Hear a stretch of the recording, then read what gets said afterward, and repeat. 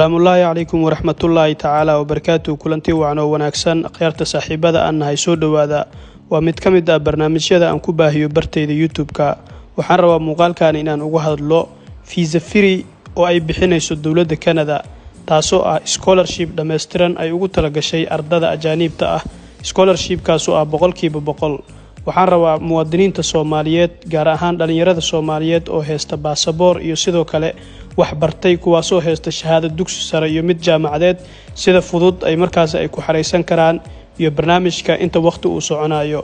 walaalkiina Azam hadii uu yahay markaagii ugu horeeyay soo booqday fadlan nagu soo biiro YouTube ka subscribe noo saar muuqaalka noo sheegay mar kale dawladda Canada ayaa waxay bixinaysaa scholarship dhameystiran kaasoo iskugu jiro waxbarasho free ah iyo sidoo kale nolosha qofka waxaana kamid ah qofka inay ka bixiyaan waxbarashada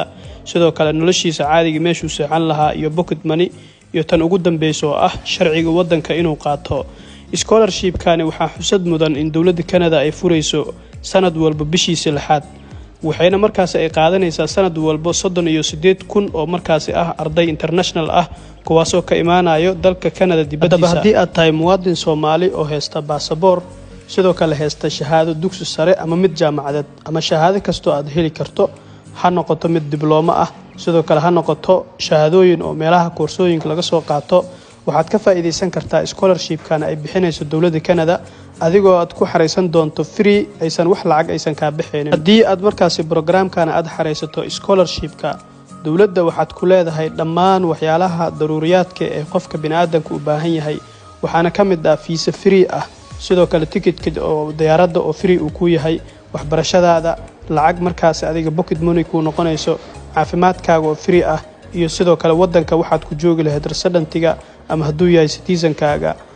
waxa xusad mudan in programkani kaliya loo ogolaa dadka dhameeyay jaamacadda ummadda iyo banaadir halka hadeer loo ogol yahay dhammaan jaamacadaha ku yaala dalka Soomaaliya sidoo kale jaamacadaha sidoo kale Afrika ku yaala hadii aad markaas haysato baasaboor iyo shahaado dhameystiran waxaan markaas isla fiirin doonaa programka sida loo xareeyo annagoo aan tagi doono shaashada computerka markaas si toos ah ugu dhufato linkiga aad tagto Google-haaga wuxuu ku geyn doonaa halkaani markuu ku geeyo kadib waxaad akhrin doontaa jaamacadda meesha ku taalo inay tahay Canada gaar ahaan ee Toronto inay ku taalo markii requirement-iga iyo wax dhan iska akhrisid ama information-ka oo dhameystiran waxaad iman doontaa halkaani waxa ku qoran jaamacadda meesha ku taalo sidoo kale dadka looga baahan yahay waa bachelor degree meesha ugu jeedo sidoo kale waxaad fiirin doontaa inta faculty ay banaan tahay jaamacadda oo loogu talagalay scholarship in lagu bixiyo waxaana ugu badan scholarship-ka intaas faculty meeshaas ku yaalo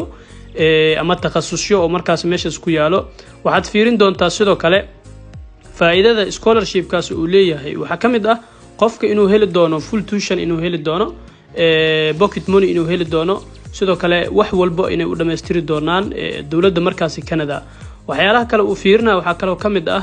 scholarship-kaas haduu qaato dadka loo baneeyay oo markaas loo ogol yahay inay markaas xareystaan programkan scholarship-ka waxaan loo ogol yahay all international student can apply way apply gareyn karaan dhammaan ardada markaas ajaanibta ah oo aan ku nooleen dalka Canada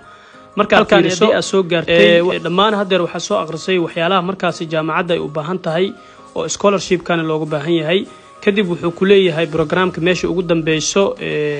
apply ku leeyahay waa apply gareynaysa dhanka kale wuxuu ku leeyahay waxaad tagaysaa markaas official linkiga tag official linkiga ama tag markaas iska apply gareey waa isku mid halkaan ku keeni doonaa apply isla markii wuxuu ku keeni doonaa halkaani waxaadna ku dhufan doontaa apply marka dhahday kadib wuxuu ku soo furi doonaa website-kaani uu ku geyn doonaa markuu ku geeyo kadib waxaad ku dhufan doontaa apply this application aad ku dhufanaysaa marka ku dhufatid kadib wuxuu ku geyn doonaa waxaan ku dhufan doonaa halkaani markaan ku dhufano kadib wuxuuna geyn doonaa qaybta ugu dambeeyso oo markaas lagu apply gareynayay waxaan ku dhufan doonaa meesha ugu dambeeyso oo ku qoran apply scholarship meeshaani aan ku dhufan doonaa markaas apply scholarship qaybta hoose qaybta kore aan aado markaas aan u ogaano waxaan ku dhufan doonaa markaas apply application markaan ku dhufto kadib wuxuu igeen doonaa halkaani hadii aad markaas hore aad u haysatay username iyo password hadaa haysatay simple waa gelinaysaa hadaadan haysaninna waxaad dhihi doontaa markaas create account ayaad ku dhufan doontaa create account markaan ku dhufto kadib wuxuu ii soo furi doonaa meel markaasi oo magacaaga iyo middle name-kaaga iyo last name-kaaga intaba aad gelin doonto markaa geliso kadib meesha ugu dambeyso waxaad leedahay markaasi create account aad leedahay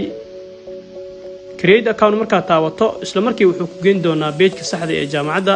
waxaad dooran doontaa faculty markaas aad apply gareynayso iyo dhammaan waxyaalaha markaas lagaaga baahan haddii aan markaas halkaan isla soo gaarnay qof walba waxaan rajayn doonaa si tafaftiran inuu u fahmay programka waana program aad u fudud oo qof walba uu xareysan karo waxaan isla soo gaarnay saaxiib dhamaadka muuqaalka haddii markaas programka aad xareysato aad kala soo kulanto cilad yar ay ku qabsato ma jiraan kulley mana rajayn doono inay cilad ay qabsan doonto waayo programka waa program official ah waxaad igula soo wadaagi kartaa qaybta commentiga sidoo kale waxaad igala soo hadli kartaa barteeda TikTok oo mar walba aan ku soo baahino programyadaani saaxiibayaal mar labaad iyo mar saddexaad si xushmad iyo qadarin ay ku dheexan tahay waxaan si kaaga codsanaa inaad YouTube-ka subscribe aad noo saarto aad nagu soo biirto markaas muuqaalkina aad noo share garayso muuqaalkaani muuqaalkiisa xigo intaan kaga gaarayno anigoo ah walaalkiina Azaam waxaan idinkaga tagayaa nabadgelyo salaamullaahi calaykum waraxmatullaahi tacaala wabarakaatuh